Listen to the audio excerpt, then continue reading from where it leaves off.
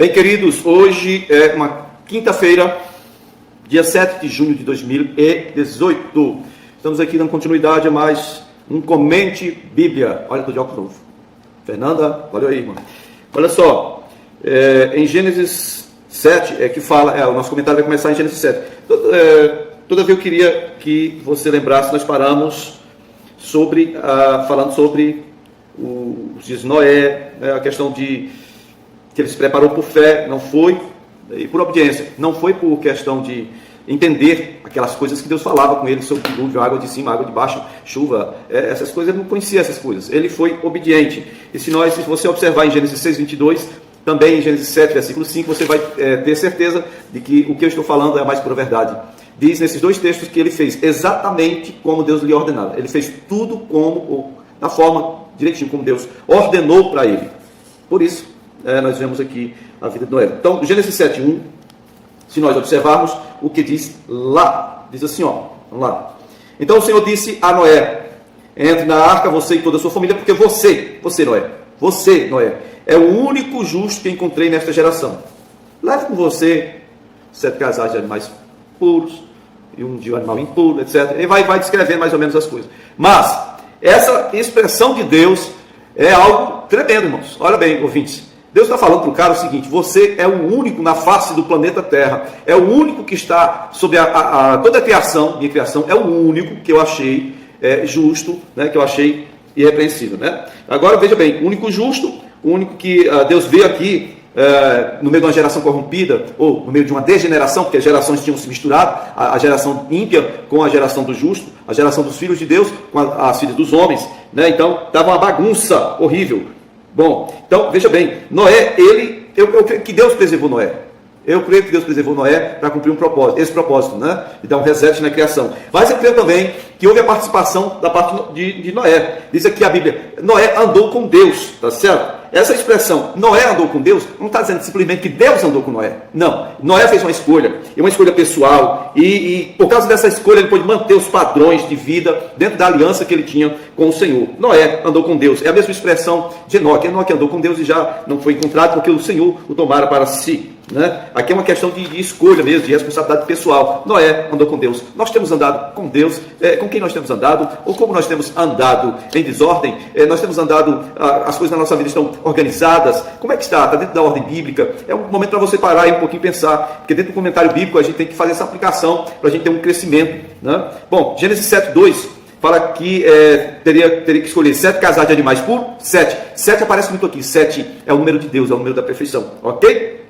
São 7 Espíritos de Deus, aquele negócio das 7 lâmpadas no Apocalipse, a gente pode depois comentar sobre isso. Mas o 7 aparece muito aqui, tá certo? E 2 casais de animais impuros. No versículo 4 de Gênesis 7, você vê como Deus é organizado. Ele falou que o pessoal entrasse na arca, Noé e sua família. E eles entrassem por causa de Noé, porque só Noé era cara que recebeu o joia da parte de Deus, ok? Nós vamos ver lá no futuro, lá um dos profetas dizendo: olha, essa geração está tão corrompida, se tivesse no meio dessa geração Noé, eu acho que Daniel e Jó, só eles três se salvariam pela justiça deles mesmos, o resto teria sido tudo detonado, consumido, porque a perversidade, a iniquidade estava muito grande na época dos profetas. Você imagina agora, meu filho, imagine agora como é que está o negócio, viu? Tá feio o trem, como diz o mineiro, tá feio. Bom, então Deus é organizado. Ele colocou o pessoal para entrar na arca, se entra na arca, e aí eles tiveram uma semana para resolver os últimos detalhes ali, organizar as coisas, né, as atividades, o cuidado com os animais, com as coisas que tinham que fazer dentro da arca. Eles iam passar um ano dentro daquela arca. Então, observe que Noé escapou, ele e a sua família, no meio de uma geração inteira. Só ele escapou por causa da sua obediência, das suas escolhas, da sua atitude. Muitas vezes a pessoa começa a servir ao Senhor, começa a ler Bíblia, começa a entender que o caminho é Jesus, começa a saber que a Bíblia realmente é verdade, mas do meio para o fim a pessoa começa a esmorecer. Não é por aí não, filho.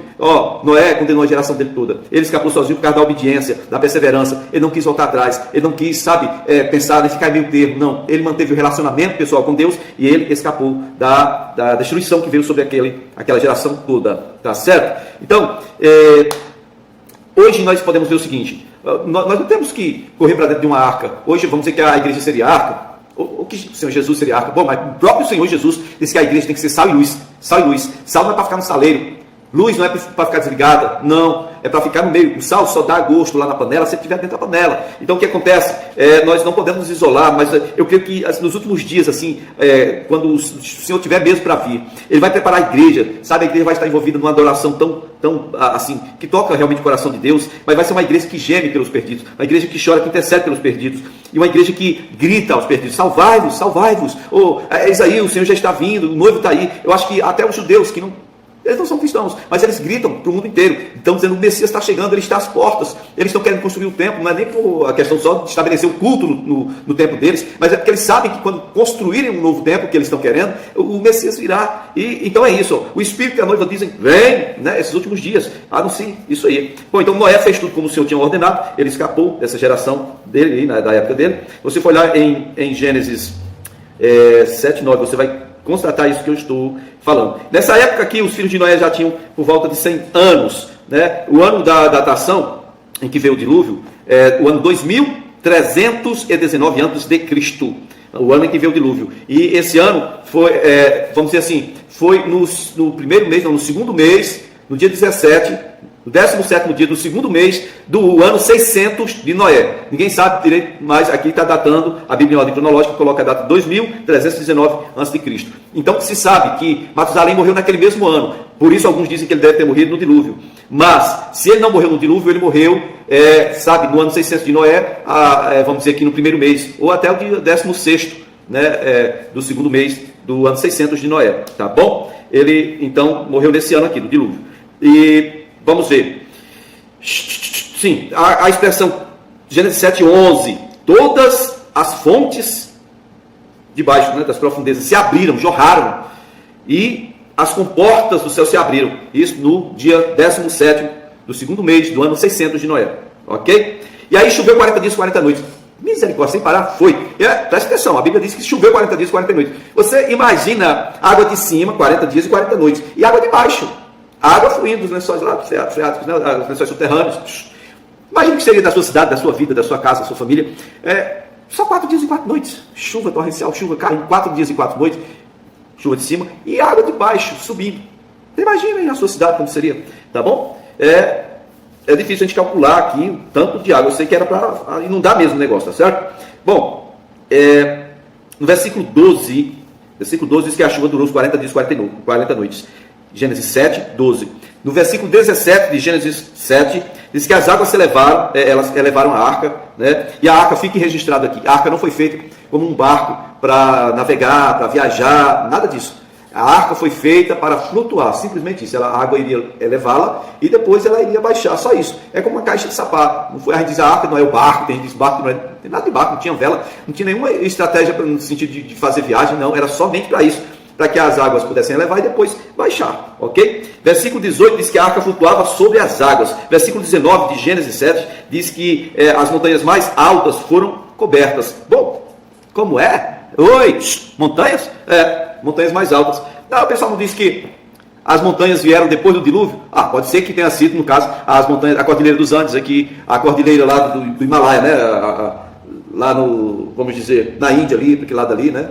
Pode ser que tenha sido depois do dilúvio, mas aqui a Bíblia está dizendo que, fala até sobre o Monte Ararat, né? Foram cobertas, versículo 20 de Gênesis 7, quase 7 metros acima das montanhas mais altas, tá bom? Quase 7 metros. Por que eu falei com você que você gravasse a altura da arca? Preste atenção, a altura da arca era 13,5 metros, ok? E então, aqui as águas subiram quase 7 metros, 6 metros e quase 7 metros, acima das montanhas mais altas. Então preste atenção, vamos supor que isso aqui é a arca, a arca, tá bom? A arca, aqui é uma caixa. Quando ela está cheia de animais, de pessoas, o que acontece? Metade dela fica submersa, correto? Então, 13,5 metros vai dar o quê? Quase 7 metros para baixo, tá certo? Ou errado? Então, aqui diz que as águas subiram quase 7 metros.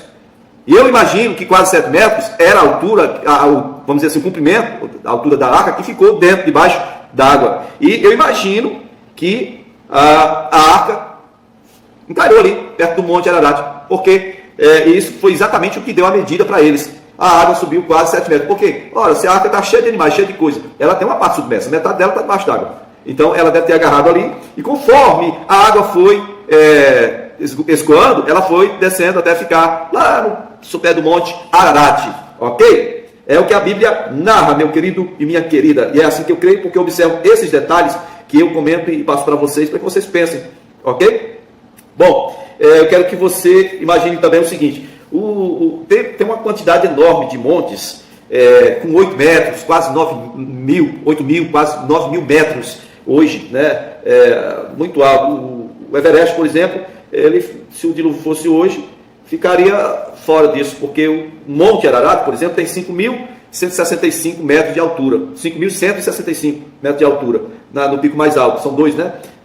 No outro é 3.896 metros de altura. Você imagina que o Monte Ararat ele tem 40 quilômetros de diâmetro, 40 quilômetros. Dá para ir da minha casa aqui em Limoeiro do Norte, Ceará, até a casa da minha sogra que fica na cidade próxima, aqui em Russas, tá bom? 40 quilômetros de diâmetro.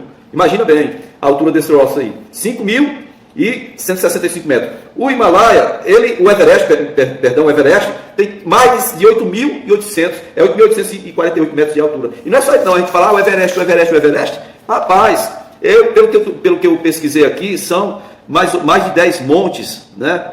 São mais ou menos uns 7, 8 montes no Himalaia, no Nepal, na China, com mais de 8.000 metros de altura. É uma cordilheira, gente. Em termos de altura, lá, aquela cordilheira lá, eu creio que seja mais alta. Se eu estiver errado, alguém depois me ajude a compreender aí. Mas a cordilheira do Himalaia é aqueles ali a China, Índia, né, por ali, tá certo? Nepal, mais de 8, tem 10 montes lá, com altura de 8.000 metros ou mais. Tem também mais de 30 montes no Himalaia, Paquistão, na cordilheira lá, que tem mais de 7.000 metros de altura. Esses todos ficariam fora, mas a questão é, se não fosse hoje, haveria a possibilidade de alguém viver? Eu digo que não, porque as pessoas iam comer o quê? Gelo? Outra coisa, passou de 5.000 metros de altura, o ar fica rarefeito, o oxigênio se acaba, você morre. Como é que vai viver um ano sem respirar direito, só comendo gelo? Aí você tem que fazer parte da Liga da Justiça, né? Tipo esses filmezinhos aí que o pessoal inventa para divertir a gente. Então, com mais de 5.200 metros de altura, você a sua vida vai ficar complicada. Muito complicada, tá bom, gente boa? Pronto. Eu quero que você... eu acho que eu coloquei aqui. É isso aí. Peraí. Sim, a cidade mais alta do mundo, ela se encontra no Peru, né? Laricónada, com 5.100 metros. Essa daí ainda ia ficar debaixo d'água. Situada nos Andes. O que é Andes? A cordilheira dos Andes aqui, América do Sul, gente, América do Sul. Né? Essa cidade, ela teve mais de 200% de crescimento populacional, e de 2001 a 2009, nós estamos em 2018 hoje, tá? De 2001 para 2009, ela teve mais de 200% de crescimento, mas ela só tem aproximadamente 30 mil habitantes, só 30 mil habitantes. Né? A maior parte da população de lá vive só da extração de ouro. Então, eu coloquei aqui o seguinte, com todos os apanhados, estudos que eu fiz, embora a Bíblia relate a existência de montes, os estudiosos, né, vamos dizer assim, arqueologia e, vamos dizer, a geologia científica, eles afirmam que esses montes altos, eles apareceram depois do dilúvio, por causa do choque das placas tectônicas. Por exemplo, a cordilheira lá do Everest, aquela cordilheira lá, vamos dizer assim, as placas tectônicas que se chocaram foram as da China com as da Índia. Os movimentos dela, aí uma passa por cima da outra e começa a fazer isso aqui, ó, gente, ó, certo? Quanto mais sobe, aí imagina aí, um negócio com 8.000 metros de altura, 8.800 metros de altura, e aí você vai lá em cima, você encontra, né, evidência de vida aquática, peixe, sabe assim, vamos dizer assim, ossos de peixe, de animais que viviam no mar. Isso é uma prova de que realmente o dilúvio existiu, houve, e que esse negócio aconteceu, esse choque de placas tectônicas. A mesma coisa aconteceu aqui na Cordilheira Andina, né? Cordilheira dos Andes, né? Vai da Venezuela até a Patagônia. Venezuela, aí ó, Chile, Argentina, Peru, Bolívia, Equador e Colômbia.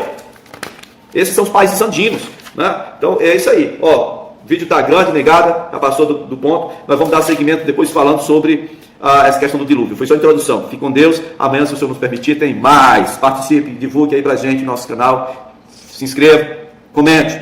Valeu. Fique na paz do Senhor.